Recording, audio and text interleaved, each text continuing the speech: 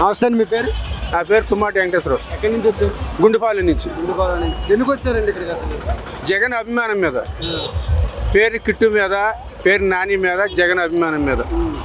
అసలు ఇక్కడికి రావాల్సిన కారణం ఏంటి? చాలా మంది డబ్బులు ఇచ్చి వచ్చారని చెప్పి ఆరోపణ చేస్తున్నారు. లేదండి, పనులు చేశారు కాబట్టి వచ్చారు.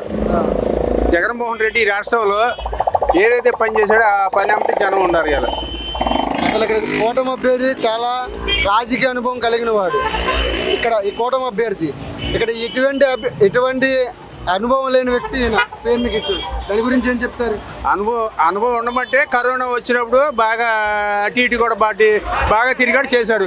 అంతకుముందు 3 కోటాలు ఉన్నారు చూడండి, వాళ్ళు అటు హైదరాబాద్ వెళ్ళిపోయి ఏం పని చేయలేదు. కరోనాలో బాగా చేశాడు ఈయన. అంటే ఇప్పుడు ఎందుకు వెళ్ళవాలి ఇక్కడ పేరుని కిట్టు? అసలు పోర్టు తెచ్చాడండి, ఫిషింగ్ హార్బర్ తెచ్చాడు, పోర్టు తెచ్చాడు, మెడికల్ కాలేజ్ తెచ్చాడు, మళ్ళీ ఆటలు ఆడేది గ్రౌండ్ చేశారు. అన్నీ చేయమంటే బాగా చేశాడు అభివృద్ధి. అయితే ఈసారి ఎన్ని ఓట్ల మెజారిటీ వచ్చే అవకాశం కనబడుతుంది? 15,000తో వచ్చేస్తాడు.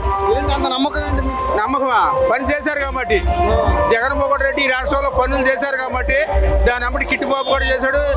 జగన్ పేర్ని కృష్ణమూర్తి గారు చేశారు, పేరు నాని కూడా చేశారు. అయితే ఏం చెప్పాలనుకుంటున్నారు కూటమి అభ్యర్థికి? కోటాలో ఎట్టి పడితే చెయ్యిలు పాటు పారిపోవడమే. పందులు గుంపుగా వచ్చినా పారిపోవడం ఎట్టుకట్టు ఏది ఆగదు.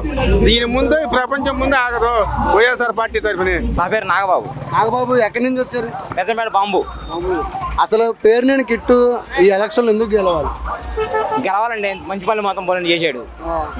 మరి అవతల కూటమి అభ్యర్థి కూడా ఏం చేశాడా చేయలేదా? ఆటోకోపడుతు మనకు తెలియదు, అప్పుడు ఓట్లేదు. మొన్న గెలిచిన తర్వాత నేను ఓటేసా మా ఆయనకి, గెలిచాడు. మా పిల్లలకు కానీ, మా మేనత్తలకు కానీ, మా తాతలకు కానీ, మా మామలకు కానీ అందరికి శుభ్రంగా ఉన్నారు. అది అయితే ఇక్కడ ఈ నియోజకవర్గంలో ఎవరు వచ్చిన తర్వాత మంచి జరిగిందని అనుకుంటున్నాను? జగన్ గారు వస్తేనే మంచి జరిగింది. ఎందుకని కదండి, ఏదన్నా సరే. ఇప్పుడు చూస్తున్నాక ఇప్పుడు వీళ్ళు ఉన్నారు, వీళ్ళ తరపున ఒక 50 మంది ఉంటారు, వాళ్ళ తరపున ఇంకో 50 మంది ఉంటారు. అట్లా మామూలుగా నా ఫ్రెండ్ సర్కిలే 100 మంది ఉంటారు. వాళ్ళకు మామూలుగా 100 మందికి వచ్చేపాటికి మనిషికి కుటుంబం 50 మంది ఉన్నా 5,000 మంది వాళ్ళే ఉంటారు. వాళ్ళందరూ మంచి చాలు కానీ నాకు మంచి జరిపోయినా ఆయన రావాలి, జగన్ రావాలని.